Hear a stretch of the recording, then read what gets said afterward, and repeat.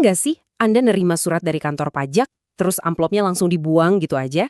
Nah, hari ini kita bakal bedah tuntas kenapa kebiasaan itu harus segera di-stop. Mari kita ubah lembaran kertas birokrasi sehari-hari yang sering diremehkan ini menjadi wawasan kepatuhan yang super krusial buat bisnis Anda. Siapkan fokus Anda karena kita akan menelaah detail-detail kecil yang sebenarnya adalah tameng pelindung utama Anda. Jadi begini, mari kita awali dengan satu pertanyaan yang sangat mendasar. Kayak gimana sih bentuk jejak audit atau audit trail perpajakan yang benar-benar terstandarisasi di dunia nyata? Coba deh ubah sedikit cara pandang kita hari ini. Jangan lagi ngelihat dokumen kiriman cuma sebagai selembar kertas resi. Dokumen ini sebenarnya adalah sebuah rantai pengawasan yang sah dan bisa diverifikasi. Setiap cep, setiap nomor seri, dan setiap tanggal di situ punya cerita hukum tentang gimana pemerintah berkomunikasi langsung dengan bisnis Anda. Coba perhatikan baik-baik. Ini persis banget mengilustrasikan dua bukti utama yang bakal kita analisis sekarang. Di satu sisi, ada resi pengiriman standar dari kurir Tiki. Dan di sisi lainnya, ada kop surat resmi dari Kementerian Keuangan Republik Indonesia. Sekilas, ya kelihatan cuma kayak bungkus luar dan isi surat kan? Tapi jangan salah, dua hal ini tuh sebenarnya potongan puzzle yang saling mengunci. Anda nggak akan bisa ngebuktiin sebuah kronologi hukum secara utuh kalau nggak ngegabungin kedua dokumen ini. Oke, kita perbesar dulu ke bagian resi pengiriman atau waybill Tikinya. Nerima surat yang ada logo pajaknya emang kadang bikin deg-degan ya. Tapi tenang aja, pada dasarnya ini cuma komunikasi administratif biasa kok, yang sepenuhnya bisa kita kelola. Dan semuanya itu bermula dari satu interaksi simpel dengan layanan kurir. Justru, resi inilah titik kontak pertama yang sangat krusial antara otoritas pajak dan wajib pajak di dunia fisik kita. Nah, gimana kalau kita tarik data mentah dari resi tadi jadi fakta-fakta yang lebih gampang dicerna? Jadinya kurang lebih seperti ini.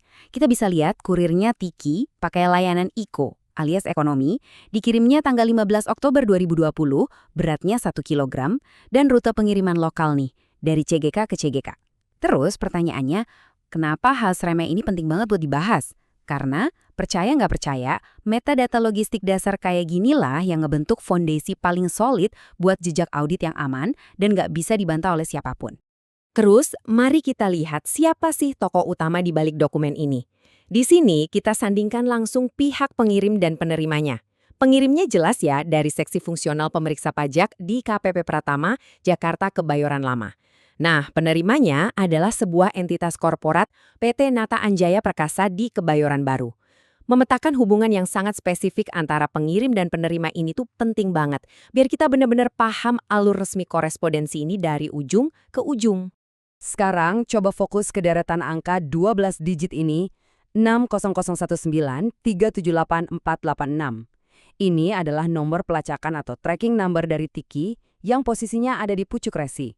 Jujur aja, di dunia nyata, angka ini sering banget diabaikan dan dibuang bareng amplopnya kan? Padahal, nyatet dan nyimpen deretan angka ini tuh langkah pertama dan bisa dibilang paling krusial buat ngelindungin dokumen administratif bisnis Anda. Ini adalah kunci pelacakan mutlak dari pihak ketiga yang benar-benar independen. Oke, urusan bungkus luar udah clear ya. Sekarang kita masuk ke isi utamanya. Coba lihat struktur kop surat resmi ini. Tata letaknya formal dan terstruktur banget kan? Ini jelas bukan surat sembarangan. Ini adalah wajah dari Otoritas Pajak Indonesia. Semua elemen visual di sini memang sengaja dirancang sedemikian rupa untuk ngasih tahu Anda satu hal yang pasti. Dokumen ini sah, punya otoritas penuh, dan harus ditanggapi dengan sangat serius. Biar kita makin kebayang seberapa besar bobot dokumen ini, lihat siapa penerbitnya. DJP, Direktorat Jenderal Pajak, ini adalah tulang punggung penerimaan negara kita loh, dan mereka beroperasi langsung di bawah Kementerian Keuangan Republik Indonesia. Mengingat kembali posisi ini, ngebantu kita sadar betapa kuat dan berotoritasnya institusi pemerintah yang lagi ngirim dokumen spesifik ini ke meja Anda. Nah, yang juga sangat menarik itu hierarki birokrasi yang tercetak rapi di bagian atas kop suratnya. Lihat alurnya. Dari Kementerian Keuangan, turun ke DJP, terus masuk ke tingkat regional di kantor wilayah DJP Jakarta Selatan 2, sampai akhirnya bermuara di kantor lokal pelaksana, KPP Pratama Jakarta Kebayoran Lama. Kenapa sih harus ditulis sedetil itu? Ini nunjukin dengan jelas sistem desentralisasi mereka. Jadi kita tahu persis kenapa kantor-kantor lokal yang spesifik inilah yang punya wewenang buat nangani pengiriman administratif di wilayah Anda. Kalau kita perhatiin lebih jeli lagi, kita bakal nemuin nomor referensi yang ditulis tangan ini, S1075 dan S388.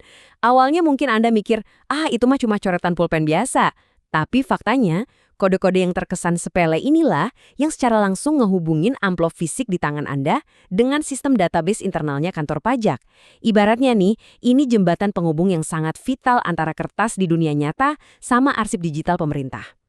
Terus kalau kita scroll ke bagian paling bawah kop surat, ada visi dan misi DJP. Visinya, mereka ingin jadi institusi yang menyelenggarakan sistem administrasi perpajakan modern yang efektif, efisien, dan pastinya dipercaya. Misinya ya menghimpun penerimaan berdasarkan undang-undang. Teks ini bukan cuma sekedar formalitas loh, ini benar-benar negesin tujuan besar institusi tersebut buat transparan dan efisien. Yang mana, hal itu tercermin secara langsung dari cara mereka ngirim dan ngedokumentasiin dokumen ini. Jadi, dari semua bedah dokumen ini, apa praktik terbaik yang bisa langsung diterapin buat bisnis Anda? Gampang banget. Langkah pertama, biasakan selalu catat nomor resi kurir dari amplop luar. Langkah kedua, verifikasi nomor referensi surat di dalamnya, seperti S1075 dan S388 tadi. Dan langkah ketiga, ini yang paling penting, selalu arsipkan resi fisik dan surat resminya barengan. Jangan dipisah. Dengan ngegabungin data pelacakan kurir dan surat resmi ini, posisi kepatuhan hukum Anda bakal super solid dan tak terbantahkan. Sebagai penutup dari sesi analisis kita kali ini, saya mau kasih satu takeaway penting buat Anda ingat. Kepatuhan itu bukan cuma soal bayar pajak, tapi ini tentang seberapa jago Anda menguasai jejak kertas administratifnya. Mengamankan detail-detail mikro kayak resi tiki dan nomor surat DJP itu benar-benar kunci utama buat bisa tidur nyenyak di dunia korporat.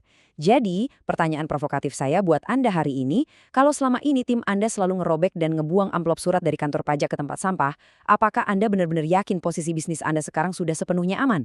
Coba deh dipikir-pikir lagi.